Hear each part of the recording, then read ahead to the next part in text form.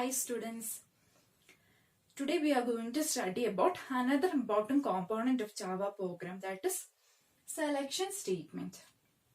What do you mean by the word select? You are being given 2 or 3 options and you have to select a particular option from that. This is what you mean by the word select. Okay. Similarly, inside the computer or in Java programming or in any programming language, you want to select an option from the given options. For that we use selection statement. Okay, selection statement is being used for selecting a particular option from 2 or 3 options given. Okay, and selection statement is also known as decision making statement. Another name for selection statement is decision making statement, because computer has to decide which option is to be selected. Okay, here computer has to decide. That is why selection statement is also known as decision making statement. A decision is to be made. And selection is being done by if statement. In Java programming or in any programming language, if a selection is to be done, it is being done by using if statement. Okay, we use if statement for selection process.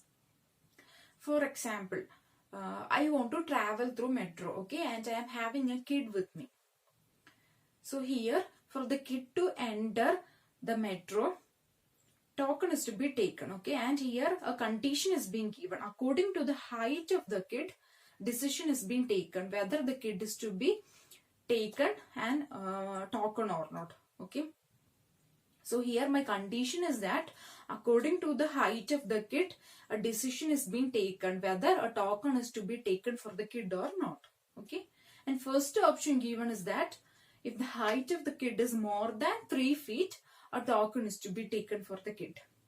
Okay, second option given is if the height of the kid is less than 3 feet, no token is to be taken for the kid. Okay, see, such type of situation if comes inside a computer, we use selection statement or we use if statement. Okay, here a condition is being given, that is according to the height of the kid, we have to decide whether token is to be taken for the kid or not. Okay, that is the condition. And 2 options are being given. First option is if the height of the kid is more than 3 feet, token is to be taken. Okay, and second option is if the height of the kid is less than 3 feet, no token is to be taken. See, here a condition is being given and 2 options are also being given, and computer has to decide which option is to be selected according to the condition given. Okay, in such cases we use if statement. Okay, and there are 3 different forms of selection statement in Java. First one is simple if statement. Okay, there are 3 different forms of selection statement in Java, and first one is simple if statement. And there is a syntax that you have to follow for if statement. Okay, now we can look at that particular syntax. First you have to write the keyword if. Okay, then you have to write a bracket. Okay, inside that particular bracket you have to write the particular condition. Okay, here our condition is height of the kid. Okay, and moving on to the next line, you have to write a opening curly bracket. This is an opening curly bracket. Okay, and this is an closing curly bracket. In between this opening curly bracket and closing curly bracket, you will be writing the statement. A statement will be executed if the condition is true. Okay, according to this condition, we will be writing a statement over here. Okay, and if this condition is true, this statement will be executed by the computer. Okay, this is the syntax for if statement. First you have to write the keyword if. Then inside the bracket you have to write the particular condition. Okay, and moving on to the next line, you have to write an opening curly bracket. Okay, in between this opening curly bracket and closing curly bracket, you will be writing the statement. Okay, and if this condition is true, this particular statement will be executed by the computer. Okay, this is the syntax for if statement. Now let us look at an example for if statement. So now we have studied what is the syntax. What is the syntax for if statement? First you have to write the keyword if, okay, and inside the bracket you have to write the particular condition, okay, and over the next line you have to write the opening curly bracket. In between this opening and closing curly bracket you have to write the statement. Okay, this is the syntax for if statement. Now let us look at an example. Okay, so in my example the condition given is, okay, inside this bracket the condition given is I have to check whether 9 is greater than 5 or not. Okay, my condition given is I have to check whether 9 is greater than 5 or not. Okay, and look at the statement given, system.out.println. We use this statement in Java program for printing. I have taught you this in our last class. Okay, system.out.println. It is used for printing. Okay, that is whatever you give inside this bracket will be printed. Okay, system.out.println, it is used for printing in Java program. Whatever you give inside this bracket will be printed. Okay, so here my statement given is system.out.println, and inside the bracket it is being given 9 is greater. We know that 9 is greater than 5. That is, my condition is true. Okay, if my condition is true, whatever statement is given over here will be executed by the computer. Okay, that is what we have studied. If my condition given is true, whatever statement given over here will be executed. Okay, once again, here my example given is I have to check whether 9 is greater than 5 or not. And we already know that 9 is greater than 5. Okay, so if my condition is true, whatever statement is given over here will be executed. That is, here computer will print the statement 9 is greater. Okay, moving on to the next type or next form of selection statement, that is if else statement. Okay, now let us look at the syntax. First you have to write the keyword if, and inside the bracket you will be writing the particular condition. Okay, and if my condition is true, whatever is being given over this opening and closing curly bracket will be executed. Okay, whatever statement that has been given over this opening and closing curly bracket will be executed if my condition is true. If my condition is false, computer will skip this part. Okay, computer will skip this part and will move over to the else part. And whatever is being given over this opening and closing curly bracket, that particular statement will be executed. Okay, once again, first you have to write the keyword if, then you have to write the particular condition. Okay, if my condition is true, whatever is being given over this opening and closing curly bracket, that statement will be executed if my condition is true. If my condition is false, computer will skip this particular part and will move over to this else part. Okay, and whatever is being given over this opening and closing curly bracket, that particular statement will be executed if my condition is false. Okay, if my condition is true, this part will be executed. If my condition is false, this part will be executed. Computer will skip this part and will move over to the else part. And whatever is being given over this else part will be executed. Okay. Now let us look at an example for if-else statement. Okay. Here I am taking two numbers. First number is 28 and second number is 20. I am assigning the number 28 to the variable A.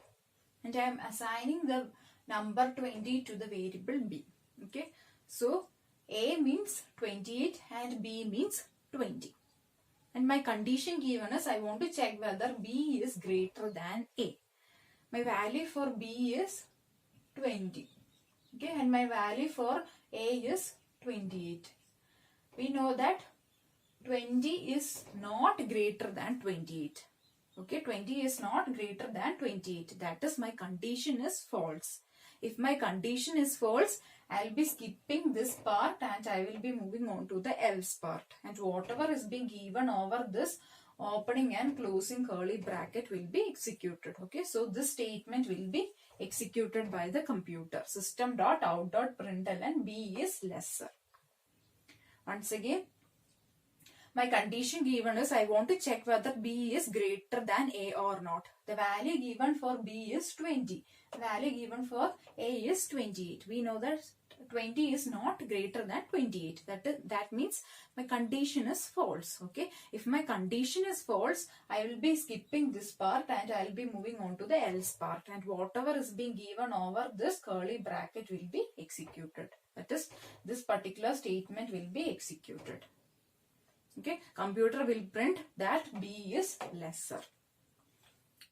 Moving on to the last type of selection statement, that is if else if ladder. Okay, by using if else if ladder you can check multiple conditions. Okay, that is a specialty of if else if ladder. By using if else if ladder you can check multiple conditions. The first two type of selection statements that you have studied, that is if statement and if else statement. In both cases you can check only one condition at a time. But using if else if ladder you can check multiple conditions. Okay, that is the main difference between if else if ladder and other type of selection statement. Okay, look at the syntax given for if else if ladder. First you will be checking condition 1.